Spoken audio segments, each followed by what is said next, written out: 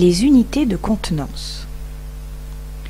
Une contenance, qu'est-ce que c'est?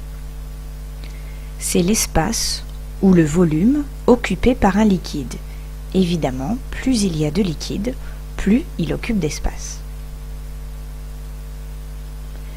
L'unité de référence des contenances, c'est le litre.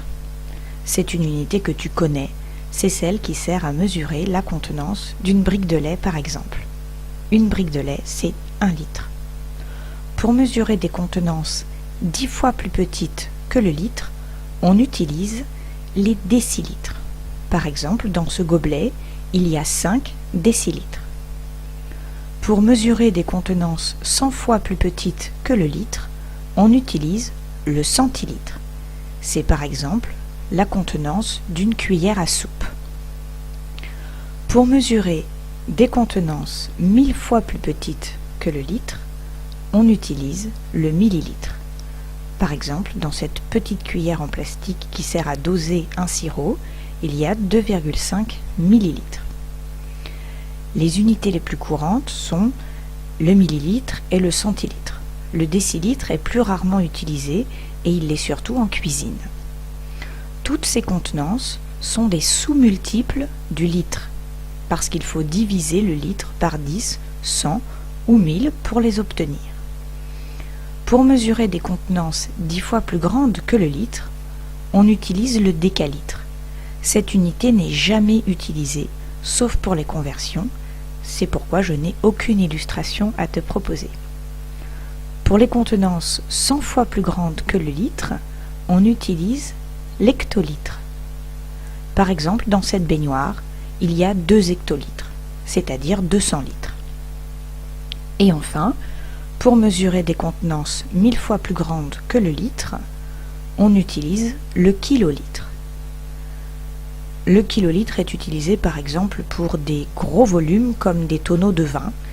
Les tonneaux que tu vois sur cette photo contiennent 2 kilolitres, c'est-à-dire 2000 litres, mais ça peut être beaucoup plus grand et contenir beaucoup plus de liquide. Le kilolitre est une mesure qui existe mais qui n'est jamais utilisée.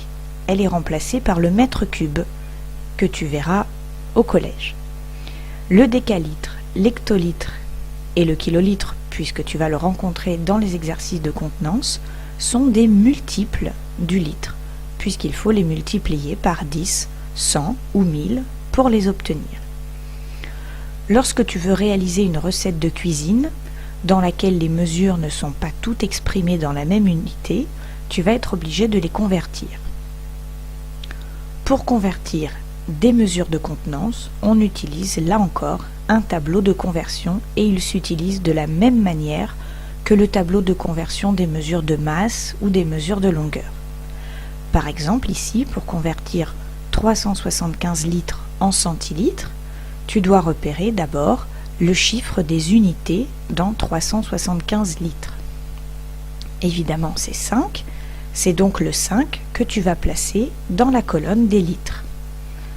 Ensuite, tu complètes jusqu'à la colonne centilitres avec des zéros, puisqu'ici, le chiffre des unités, c'est 5 pour 375 litres. Pour convertir en centilitres, il faudra que le chiffre des unités se trouve dans la colonne centilitres, donc ici. 375 litres, c'est donc 37 500 centilitres. Un autre exemple avec cette fois-ci un nombre décimal. On veut convertir 4,75 litres en hectolitres. Là encore, il faut repérer le chiffre des unités sans se tromper. C'est le 4. Tu vas donc placer le chiffre 4 dans la colonne litres de ton tableau. On veut des hectolitres. Il faut donc que le chiffre des unités devienne celui qui se trouve dans la colonne hectolitres et non pas celui qui se trouve dans la colonne litres.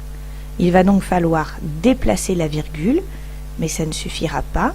Il faudra aussi placer des zéros supplémentaires. Et donc ici, on n'a pas changé 475 qui est resté à la même place, mais on a ajouté des zéros et on a déplacé la virgule pour que le chiffre des unités soit celui qui se trouve dans la colonne hectolitres. donc 4,75 litres, ça donne 0,0475 hectolitres. Tu dois bien retenir qu'il faut d'abord repérer le chiffre des unités, il faut le placer dans l'unité de départ, aucun chiffre ne peut être ajouté ou supprimé à part le 0, et seule la virgule doit être déplacée. À demain en classe pour des exercices supplémentaires de conversion. Chouette!